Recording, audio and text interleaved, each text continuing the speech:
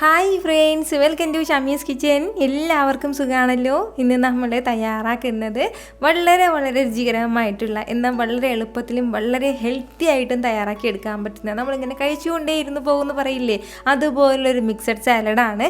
ഒരു തവണയെങ്കിലും നിങ്ങളൊന്ന് തയ്യാറാക്കി നോക്കേണ്ടത് തന്നെയാണ്. അപ്പോൾ ഇതിൻ്റെ ഡീറ്റെയിൽസ് ഒന്നും മിസ്സാകാതിരിക്കാൻ വേണ്ടി എല്ലാവരും ഒന്ന് സ്കിപ്പ് ചെയ്യാതെ കണ്ടേക്കണം. ഇതൊന്ന് ലൈക്ക് ചെയ്യാനും മറ്റുള്ളവർക്ക് വേണ്ടിയിട്ടൊന്ന് ഷെയർ ചെയ്യാനും കൂടി ആരും മറക്കരുത്. നമ്മുടെ ഈ ഷമീസ് കിച്ചൻ ചാനൽ ഇതുവരെയും സബ്സ്ക്രൈബ് ചെയ്യാത്തവരാണെന്നുണ്ടെങ്കിൽ അല്ലെങ്കിൽ ഇത് ആദ്യമായിട്ടാണ് കാണുന്നതെങ്കിൽ പ്ലീസ് ഒന്ന് സബ്സ്ക്രൈബ് കൂടി ചെയ്തേക്കണേ. എന്നാൽ ശരി, നമുക്ക് വേഗം റെസിപ്പിയിലേക്ക് പോകാം. ഇതിന് വേണ്ടിയിട്ട് ഫസ്റ്റ് നമുക്ക് വേണ്ട കാര്യമാണ്, ഞാനിപ്പോൾ ഒരു 2 കക്കിരി എടുത്ത് വെച്ചിട്ടുണ്ട്, 2 കുക്കുംബർ എടുത്തിട്ടുണ്ട്. ഈ ഒരു അളവിലാണ് എടുത്തിട്ടുള്ളത്.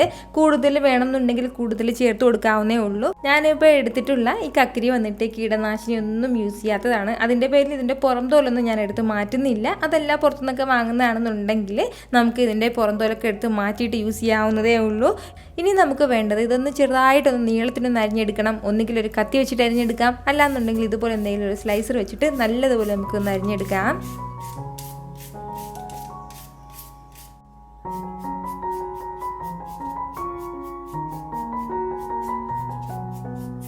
നമ്മുടെ 2 കുക്കുംബറും ഞാനിപ്പോൾ ഇതുപോലെ ഒന്ന് സ്ലൈസ് ചെയ്ത് എടുത്തിട്ടുണ്ട്. ഇനി നമുക്ക് വേണ്ടത് ഇതൊരു വലിയൊരു ബൗളിലേക്കൊന്ന് മാറ്റാം. അപ്പോൾ ഇതെല്ലാം ഒരു ബൗളിലേക്ക് ഒന്ന് ചേർത്ത് കൊടുത്തു കഴിഞ്ഞാൽ പിന്നെ ഇനി നമുക്കിതിലേക്ക് വേണ്ടതാണ് ഒരു 2 മൊസമ്പിയും കൂടി. മൊസമ്പി ഇല്ലാന്നുണ്ടെങ്കിൽ ഓറഞ്ച് ആണെന്നുണ്ടെങ്കിൽ പ്രശ്നമില്ല, രണ്ടും സെയിം തന്നെയാണ്. അപ്പോൾ ഇതുപോലെ ഈ ഒരു രീതിക്കാണ് ഞാനിപ്പോൾ അരിഞ്ഞെടുത്തിട്ടുള്ളത്. നമ്മുടെ ടേസ്റ്റിനനുസരിച്ചിട്ട് ഇതെല്ലാം ചേർക്കാവുന്നേ ഉള്ളൂ. പക്ഷേ ഏറ്റവും കൂടുതലായിട്ട് കുക്കുംബറാണ് വേണ്ടത്. അതിൽ നിന്ന് കുറച്ച് കുറവായിട്ട് മാത്രമേ ഇത് എടുക്കാൻ പാടുള്ളൂ. അപ്പോൾ അതുകൂടി ഇതിലേക്ക് ഒന്ന് ചേർത്ത് കൊടുക്കുകയാണ്. കൂടെ തന്നെ പിന്നെ ഇനി നമുക്കിതിലേക്ക് വേണ്ടത് ഒരേ ഒരു സവാളയാണ്. അത് ഇതുപോലെ ചെറുതായിട്ടൊന്ന് അരിഞ്ഞെടുത്തിട്ടുണ്ട്. നല്ല നീളത്തിന് അരിഞ്ഞെടുക്കണം എന്നുള്ള ആവശ്യമില്ല. ഈ ഒരു രീതിക്ക് ചെറിയൊരു നീളത്തിന് മാത്രം അരിഞ്ഞെടുത്താൽ മതിയാവും. എന്നാലും ഒരുപാട് പൊടിയായിട്ട് അരിഞ്ഞെടുക്കാനും പാടില്ല. ഒരുപാട് കൂടി പോകരുത്. സവാള ഈ ഒരു അളവിൽ മാത്രമേ പാടുള്ളൂ. എല്ലാം സ്റ്റെപ്പായിട്ട് കുറച്ച് വേണം നമ്മൾ കൊണ്ടുവരാനായിട്ട്. ഇത്രയും ആയിക്കഴിഞ്ഞാൽ പിന്നെ ഇനി നമുക്കിതിലേക്ക് വേണ്ടതാണ് ഇതുപോലെ ചെറുതായിട്ടൊന്ന് ക്രഷ് ചെയ്തെടുത്ത കുരുമുളകും കൂടി. അപ്പോൾ കുരുമുളക് വന്നിട്ട് നന്നായിട്ട് ഫൈനായിട്ട് അങ്ങനെ പൊടിഞ്ഞു പോകാൻ വേണ്ടി പാടില്ല. ഈ ഒരു അളവിൽ തന്നെ ഉണ്ടായിരിക്കണം. ഇത്രയും ആയിക്കഴിഞ്ഞാൽ പിന്നെ ഇനി നമുക്ക് വേണ്ടത് ഒരു നാരങ്ങയുടെ ജ്യൂസും കൂടിയാണ്. അപ്പോൾ ഇത് വന്നിട്ട് ചെറിയ നാരങ്ങ, അതിൻ്റെ പേരിൽ ഒരു നാരങ്ങ നീര് കംപ്ലീറ്റ് അടിയിലേക്ക് ചേർത്ത് കൊടുക്കുകയാണ്. അത്യാവശ്യം വലിയ നാരങ്ങയാണെന്നുണ്ടെങ്കിൽ പകുതി തന്നെ ധാരാളം മതിയാവും. കൂടെ തന്നെ പിന്നെ വേണ്ടതാണ് ഇതുപോലെ 1 സ്പൂൺ അളവിൽ തേനും കൂടി.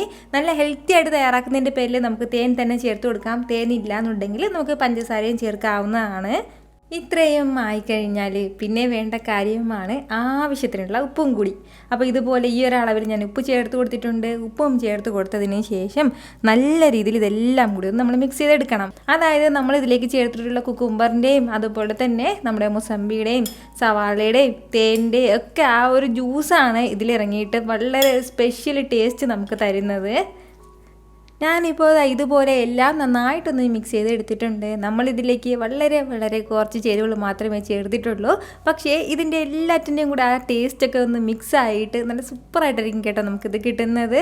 നമ്മളിപ്പോൾ സാധാരണ സാലഡ് തയ്യാറാക്കി കഴിക്കുന്നതിൽ നിന്ന് ഒരു വ്യത്യസ്തമായിട്ടുള്ള രുചിയിലുണ്ടാവും. അതുപോലെ തന്നെ ഇതിലുള്ള ആ ഒരു മൊസമ്പിയുടെ ആ ഓറഞ്ചിൻ്റെയൊക്കെ ആ ഒരു ടേസ്റ്റ് എന്ന് പറയുന്നത് ആ ഉപ്പും ചെറിയ പുളിയൊക്കെ ചേർന്നിട്ട് ഒരു സ്പെഷ്യൽ തന്നെ ആയിരിക്കും. നമുക്കിതിലേക്ക് എക്സ്ട്രാ ചേർക്കേണ്ടി വരുന്നത് നമ്മുടെ ടേസ്റ്റിനനുസരിച്ചിട്ട് ഉപ്പും പുളിയും ഒക്കെ ആയിരിക്കും. അപ്പോൾ പുളി കുറവാണെന്നുണ്ടെങ്കിൽ നാരങ്ങ നീര് ചേർത്ത് കൊടുക്കാം. ഉപ്പ് കുറവാണെന്നുണ്ടെങ്കിൽ അതുപോലെ ചെയ്തിട്ട് നല്ല സൂപ്പറായിട്ട് അവിടെ തന്നെ സെർവ് ചെയ്യാവുന്നതാണ്. ഇപ്പോൾ ഡയറ്റൊക്കെ ഫോളോ ചെയ്യുന്നവർക്ക് രാവിലത്തെ ബ്രേക്ക്ഫാസ്റ്റ് ആയിട്ടും ഉച്ചത്തെ ലഞ്ചായിട്ടൊക്കെ നമുക്കിത് കഴിക്കാവുന്നതാണ്. അതുപോലെ തന്നെ നമുക്ക് ബിരിയാണിയുടെ സൈഡായിട്ടും നമുക്ക് ഇഷ്ടമുള്ള എന്തിൻ്റെ കൂടെയും ചപ്പാത്തിയുടെ സൈഡൊക്കെ ബെസ്റ്റ് കോമ്പിനേഷനാണ്. ഉറപ്പായിട്ട് എല്ലാവരും ഒന്ന് ഇതുപോലെ ട്രൈ ചെയ്ത് നോക്കിയതിന് ശേഷം നിങ്ങളുടെ ഫീഡ്ബാക്ക് എനിക്ക് മറക്കാതെ ഒന്ന് അറിയിക്കണം. കാരണം നിങ്ങളുടെ ഫീഡ്ബാക്ക് കാണുമ്പോഴായിരിക്കും അത് മറ്റുള്ളവർക്കും തയ്യാറാക്കി നോക്കണം എന്നുള്ളൊരു പ്രചോദനം ഉണ്ടാവുന്നത്. ഈ വീഡിയോ നിങ്ങൾക്ക് ഇഷ്ടമായാൽ ഇതൊന്ന് ലൈക്ക് ചെയ്യാനും കൂടെ തന്നെ നിങ്ങളുടെ ഫ്രണ്ട്സിനും ഫാമിലിക്കും എല്ലാവർക്കും ഇതൊന്ന് ഷെയർ കൂടെ ചെയ്ത് കൊടുത്തേക്കണം. വീണ്ടും നല്ലൊരു ഉഷാർ വീഡിയോ ആയിട്ട് വരുന്നവരേക്കും എല്ലാവരും ഹാപ്പി ആയിട്ടിരിക്കുക, സന്തോഷമായിട്ടിരിക്കുക, എല്ലാവരും സേഫ് ആയിട്ടിരിക്കണം. Take care friends.